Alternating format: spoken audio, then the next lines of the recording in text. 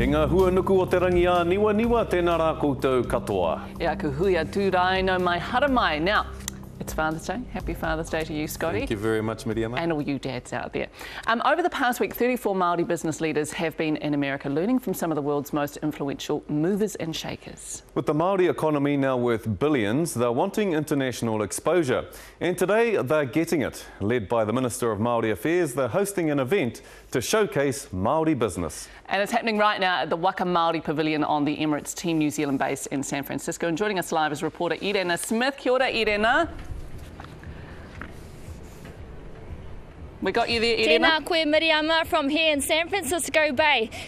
Lovely to see you. Now, the Waka Pavilion Kia ora, features a tēnā koe so-called Miriama. plastic waka from the World Cup. What's happening there now? We've got a wee problem with a delay, of course, but you'll just have to bear with us. So tell us what's happening with the Waka Pavilion there, Irena.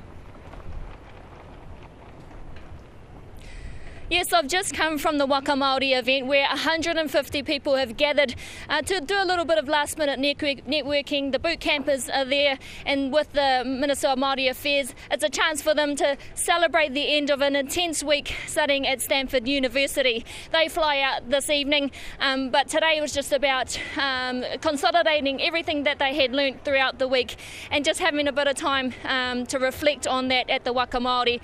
It's such a great site, the Waka here on the bay in San Francisco, so it's a great chance for other people from around here in San Francisco to attend the Waka Maori and just get a taste also of our New Zealand culture. And what's been the reaction of visitors to the Waka, Irena?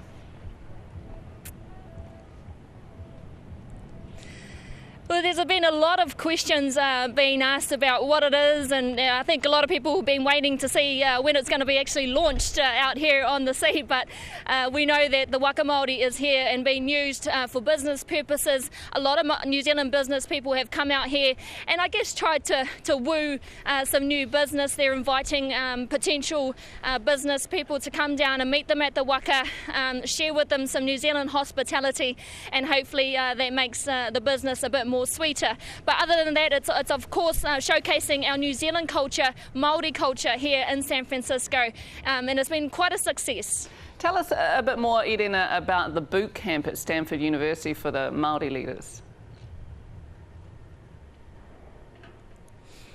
Yes, well, I've had a chance to speak to a lot of the boot campers today, and they say this trip has just been a real eye-opener. It's really changing the way they think. Of course, we're in America and there are no square boxes here. There are no limits to what can be done. So that's the type of things that they hope to take home and try and implement into their businesses. It's not going to be an easy thing for them to do that, but they think that when they go home, they're going to sit down and talk with their iwi, their hapu, their communities on a way forward. They say that we have to start thinking more globally if we're able to head into the future and be more successful. So those are the types of things that they've learnt. So on a whole, it's been successful for them. And what was the cost of it, Irena? Yes, well, Stanford is quite a prestigious university and it doesn't come cheap. It's cost over $700,000. Now, that's come from a combination of private and public sector funding, as well as the individuals having to put some money into it too. Now, I spoke to the Minister of Maori Affairs, Peter Sharples, about that investment, and here's what he had to say. Oh, it's an investment. They've got to see it as an investment. We can't just sit back and buy wheat bix every day. We have to, in fact, look at opportunities to create and grow our economy so that the money can trickle down to those in need. And that's why it is such a valuable investment on behalf of Maori, but the whole country. So Peter Sharples there. Irena, what are Maori here going to get out of this event?